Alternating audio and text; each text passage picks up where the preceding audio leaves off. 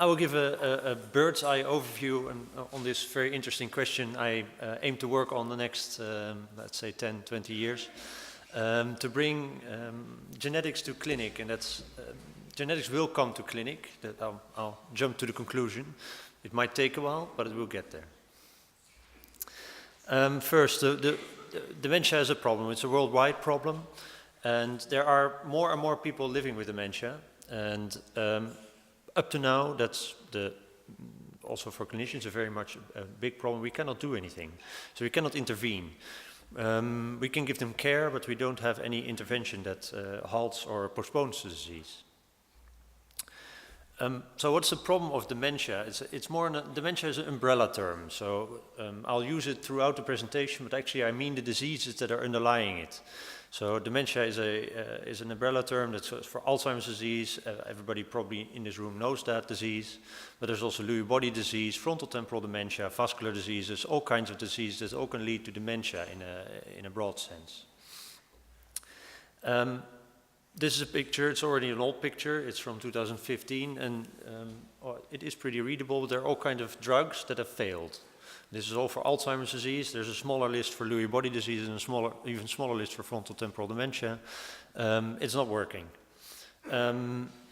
Why is that? People asked, and if this, like, what did we learn from these failed trials? Because this 2003 is the last accepted drug for Alzheimer's disease, so that is now 15, 16 years ago. What did we learn in these 16 years? Nothing. Well, actually, we think that historically it was that dementia, the diagnosis was based on neuropsychiatry, and the only real diagnosis you could do was after death. And of course, for the patient, that's too late, but we were able to learn from that. But we do think now that there's a long preclinical period, and even before there's any symptoms, 20 years before, there is already signs of disease in the brain. So we have been focusing there, while we should be focusing there. There. So the key has to be early and accurate diagnosis, otherwise we cannot intervene, we cannot do anything. If the disease is there, it's too late. So now the current gold standard in this diagnosis is actually routine blood analysis to screen for other blood diseases which we can treat, MRI, spinal fluid analysis, PET-CT, EEG. But not all memory clinics apply this. Actually, I come from a memory clinic. My Spanish is not as good as yours. But we apply this in the center that I work on a routine basis on every patient that comes into the clinic, but this is pretty unique in worldwide. And we all do that in one day.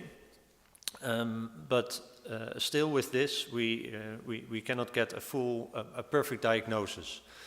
So even if you apply all these tests, you still have wrong diagnosis, and you sometimes have to change the diagnosis based on the progression of the patients, for example.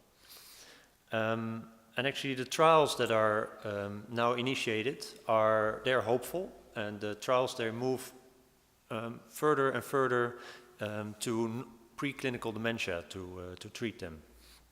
And actually improvements in diagnosis and earlier risk assessments, they might even be necessary. So then the question is, what's earlier than anything? And that is genetics. Genetics is always there first. That's one of the luxuries of being a geneticist. You're always first. And now I placed all these, the cerebrospinal fluid is in there, the brain imaging and the memory tests. They are marked where you can find the earliest changes. But actually genetics you can already find possibly even at birth, but at least before there's disease. So now we will continue on answering the question on how far actually are we with answering this question. That's to say that dementia is actually very heritable. Of course, that's me in the right, and you can see the resemblance, because that's my father and that's my son. And you can, especially if you look at the nose, you can see the nose getting less slim over time. So at least that's heritable, but also dementia is heritable, as many other traits in our body. Actually, all main diseases are very heritable. And then a very quick summary, because I don't know just to recap, there's a cell. In the cell, there's a cell core, and in the cell core there's chromosomes, and there is a DNA folded. It's very long, and it's very tightly packed. And in those DNA there's genes, and this DNA is made of building bricks, you could say, which we call, which we name with letters, C, T, A, and G, which you can see on the left side. And within these variations, the simplest variation is actually one letter change. And most of what I will be talking about is these one letter changes. So you can see there's the GC in the middle that has changed to an AT, and this might have an influence on the gene if it's in a gene or near to a gene, or even outside a gene. And this is a very simple representation of what kind of different variants we think we have, but to get it into you, is there's causal, which we call causal or familial rare variants, and you could think of them as if you encounter them, if you encounter a tiger, that's very rare, but if you encounter it, you know it's going to probably not end so well. But for a bee, for example, if you encounter it, it's not such a problem. But if you encounter a swarm of bees, it might be a problem. So you can see that's an analogy I would like to make. This is the landscape of genetics I've been working in. This is 2008. For first the causal genetic variants, those are the rare familial variants. And you can see for the different diseases, some are known. For Alzheimer's disease, there's 3. Some in the audience might know them. For Lewy body dementia, there's a few, and for other types of dementia, actually the gene usually causes the disease, names the disease. So they're all very rare. And there has been tremendous progress in this, because just in 10 years, all these genes have been added. And actually, for rare familial diseases, this has been quite a bit. So there's more and more we know of these rare genetic variants, and how often are they actually found? And that's actually very poorly studied. And why is that? Because not everybody gets this test. So if a patient comes into the clinic, not everybody gets this test. If we're able to get a good Alzheimer's diagnosis, for example, then and the patient is old, we tend to think this is not a rare familial caused by a rare familial case.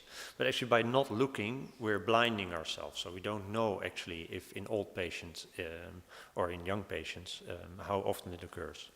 So the best study to date was actually published last year, end of the year. They already screened in a large unselected, they selected cases and controls, but they didn't limit themselves to one single disease. So they moved out of their focus zone and they looked further. They took multiple diseases and screened then for multiple genes, which are all in this list. Actually, they are the main black ones, and the green ones are not screened for. You can see that in 5% of their cases, of their Alzheimer's cases, they were able to find such a causative mutation, which explained the disease. And for frontotemporal dementia, this is much higher, which is also known, so it's much more a familial disease, where they could find 20%. And for prion diseases, actually this is Simon Mead's group. Simon Mead's group is very known for prion diseases, and they get referred all over the UK, the prion disease genetic cases. So they have an overrepresentation of prion disease cases. There's dementia with motor signs, which can be seen as Lewy body dementia, and control subjects. And there you see, even in control subjects, there was this very small fraction of the control subjects that actually had such a causal mutation. So they are going to get dementia in the future. And you can see there is a relationship that's known with age. So if the progression of the disease is at a later stage, less variants were found. But they were not absent, as we used to think that they are absent, but they're not absent. In 3% actually it was found. So what kind of mutations were found? Mainly the ones we already know. That's the blue. It's not readable. I know, it's pretty readable, but the blue one is actually previously described variants. So that's variants that we know that they are a cause of a disease. And then there was 11% fraction that's new variants. So you always have to be aware that also new variants can occur. So then the real question that clinicians ask is, what does it help me? If I already have a diagnosis, why would I want genetic confirmation of this diagnosis if I cannot treat it anyway? Then one answer is, it might improve your diagnosis. So not all the genetic so the genetic diagnosis is the gold standard. Genetic diagnosis actually, if you find a variant that causes Alzheimer's disease and you think it's frontotemporal dementia, you should revise your diagnosis. Your diagnosis is wrong. So genetic diagnosis can help in that sense. And actually in 70% of the patients where they found a variant, the variant did not match the diagnosis. And you can see that here on this graph. On the left side is the clinical syndrome.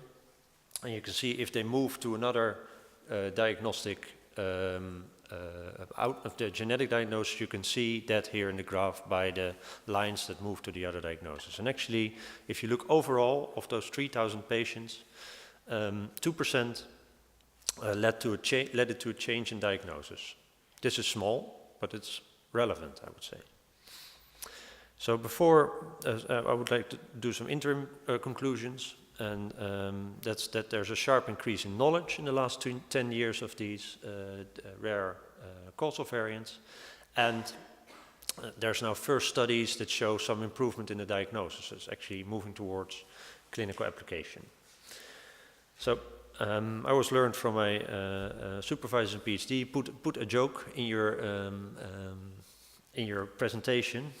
So before moving to the common variants, I'd like to make an interim joke.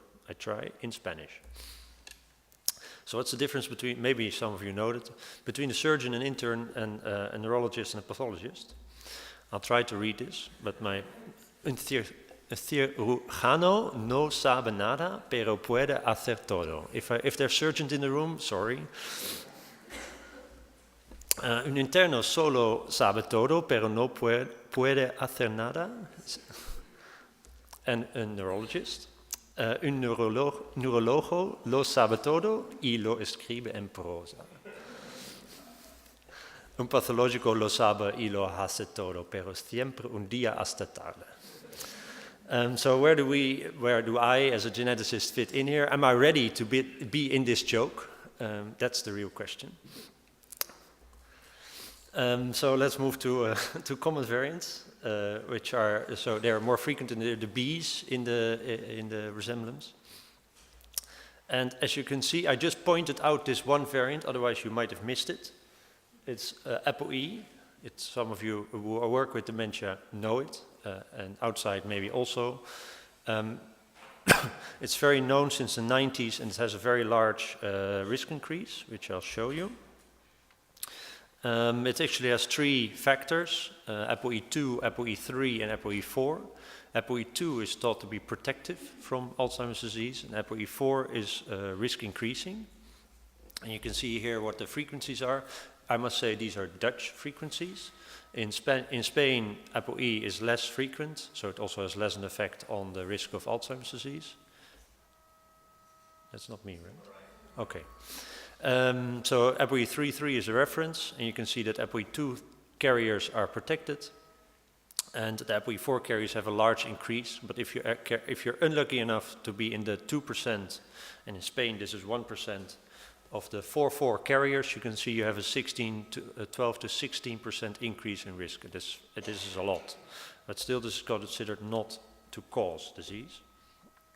So let's move.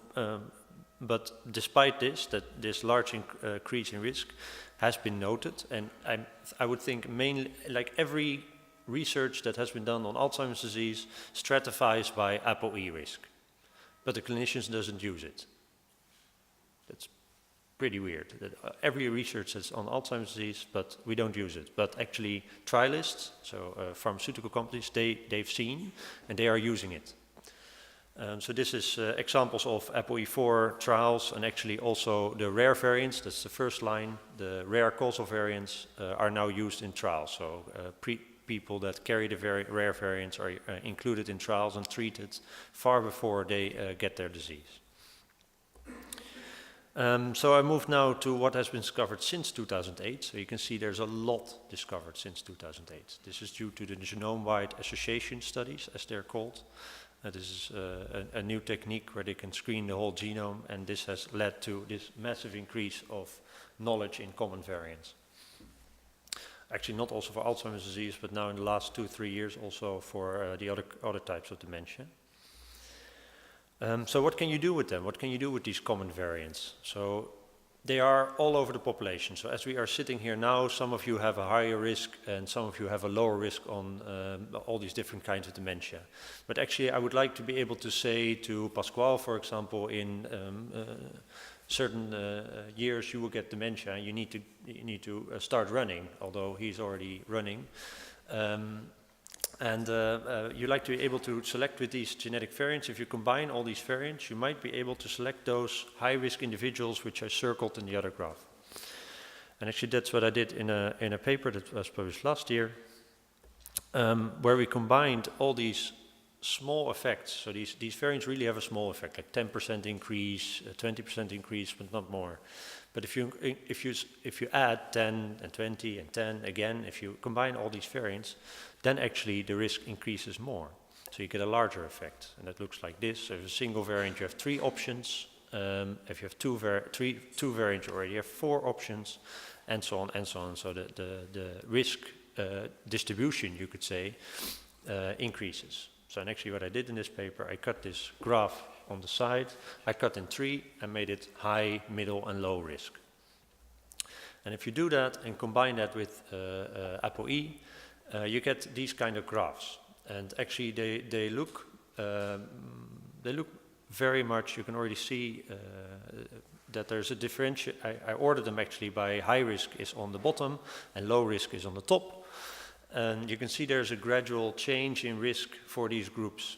So this, mind you, this is only on the common variants that everybody has in, everybody has some of them, but some are unlucky and they carry a lot. And you can see, actually, if you, is this visible? Yes.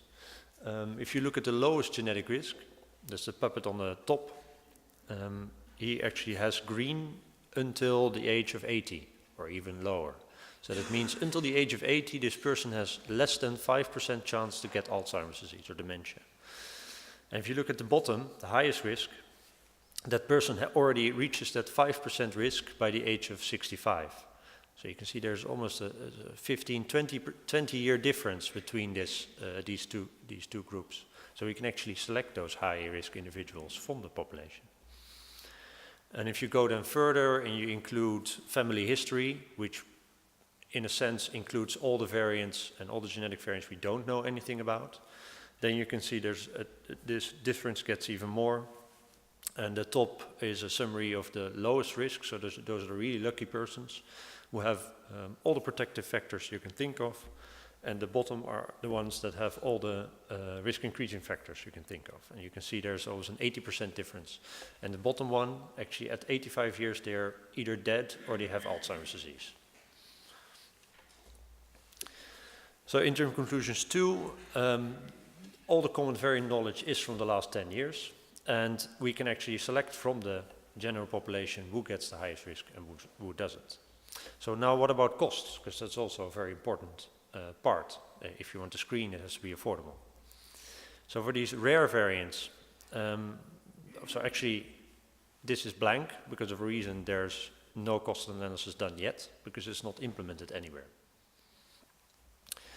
And actually in clinic, I don't know how many here are done, but we do around 5%, and that's a lot. So worldwide, if you do 5% or 10% of your patient, dementia patients, to screen them, is actually a lot. So usually it's much less. And there might be ethical concerns. And I must say those ethical concerns, the more I talk about it, most of them are with the doctors. It's hard to say, but because if we find something in a patient, it also means something for their children. And we have a concern as a doctor, we cannot offer the children anything, or the patient.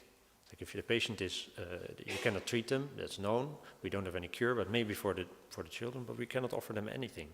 So that's the burden that doctors have, the ethical burden to not screen everybody for these genetic variants. And I can understand that. I also have this resentment, but we have to step out, I think.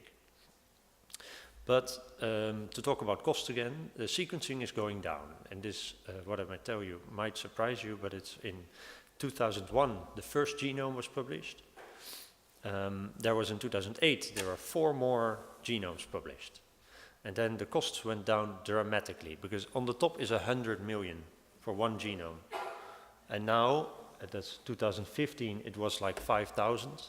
And it dropped down to, well, if you want to do an exome in Amsterdam, it's like 650. If you go to a commercial company, it's 350. If you send it to China, it's 200. And there's still annual declining costs. And actually, millions are already sequenced now. So that's in 18 years from 1 person to millions. It's bizarre. And actually, this is a sprint screen from yesterday. So you can order a kit for 95 euros, and you can get a whole genome. So that's not an exome, this is a whole genome sequencing. So it means your whole DNA, you can get the results back, and actually for good quality.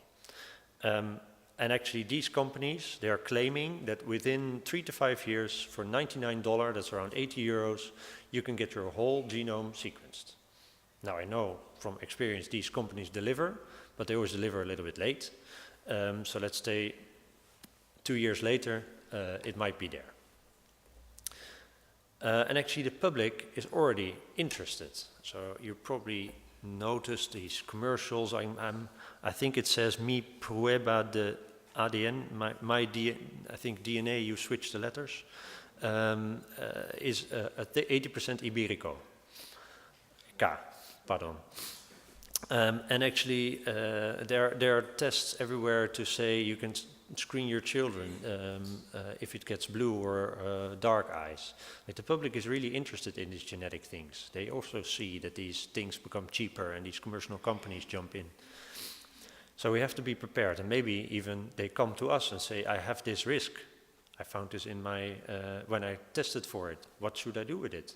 And this is not only for dementia, this will happen in any disease. So, to conclude, genetics as a diagnostic tool, how far are we? I think for the causal variants, these are closest to clinical care, because actually the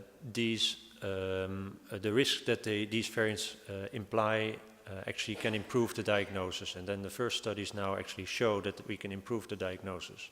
And if the cost goes down and down and down to 99 euros, that's less than an MRI. And then the question, if we know more and more and more, maybe it gets more than this 2% diagnosis increase. So that might move towards clinical care faster. These common variants, they are already cheap, I didn't mention here, but it's 30 euros to scan all of them. So it's already very low, and it's going lower every year still. So these are already there, but the risk variants from there are not so clear.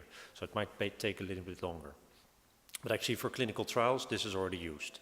So clinical trials, they don't care if you have 100% or 50%. They think 50% is already a lot to improve the efficiency of those trials.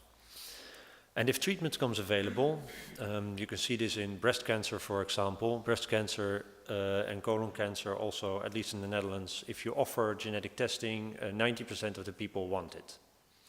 For dementia, if you ask it, it's 20%. But I think this will shift to 90% once there's a treatment. So we should really anticipate and do more research in clinical care to see what these genetic variants mean, and be prepared for the day that actually we can treat and do something. Actually treat the patient and postpone their disease. And with that, I'd like to thank the organizers here. I have a travel fellowship to actually be in Barcelona, where I am now. And this is the group that I work in Amsterdam. I also like to thank them. And there's time for questions, I think.